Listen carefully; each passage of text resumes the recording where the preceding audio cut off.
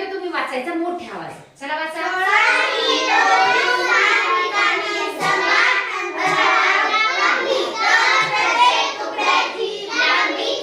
बघा मी उदाहरण दिले जे आपल्या स्कॉलरशिपच्या पुस्तकामध्ये आहे.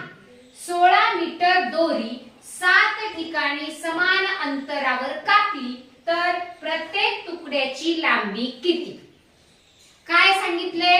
दोरी किती मीटर आहे? 16. दिलंय काय आणि काढायचंय काय या दोन गोष्टी गणितामध्ये बघायच्या आहेत.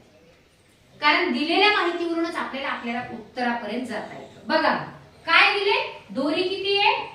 16 मीटर आणि किती ठिकाणी कापायची आहे? 7. बर आता माझ्या एका प्रश्नाचं उत्तर द्या.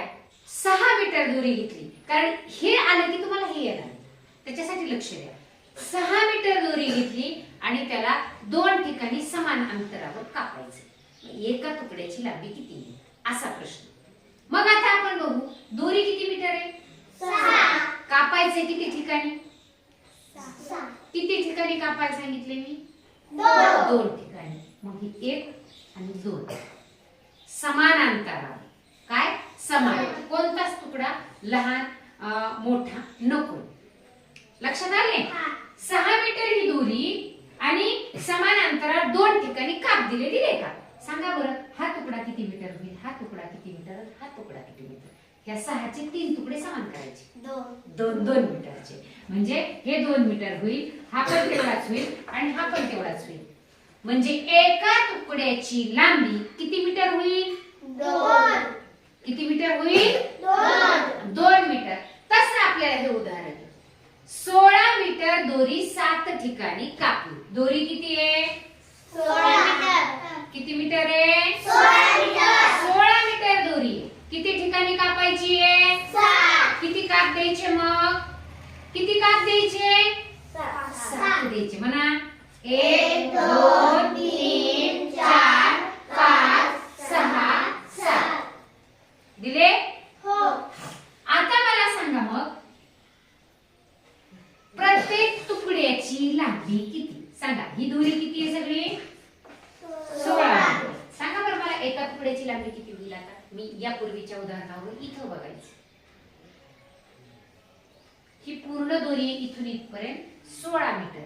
मग एक तुकडा किती मीटरचा होईल? म्हणजे पूर्ण 16 मीटर. 2 मीटर.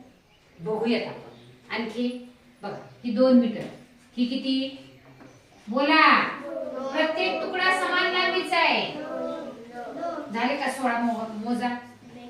बेग बे विदुने 4 बेत्रिक 6 बे 4 बे 5 10 बे 11 12 बे 14 बे 16. म्हणजे एक तुकडा किती मीटर लांबीचा झालाय? 2. किती सोपं गणित आहे की जेवढं दिलं तेवढं 16 मीटर. त्याला काप दिले 7 ठिकाणी आणि समान आहे. शब्द काय हा? समान. एक पण तुकडा कमी जास्त नाही व्हायला पाहिजे. म्हणजे हा 2 असेल तर प्रत्येक ठिकाणी 2 टाकून बघायचे. 3 असेल तर किती होतील? 2 टाकले तर किती होतील? म्हणजे एका तुकड्याची लांबी किती मीटर झाली?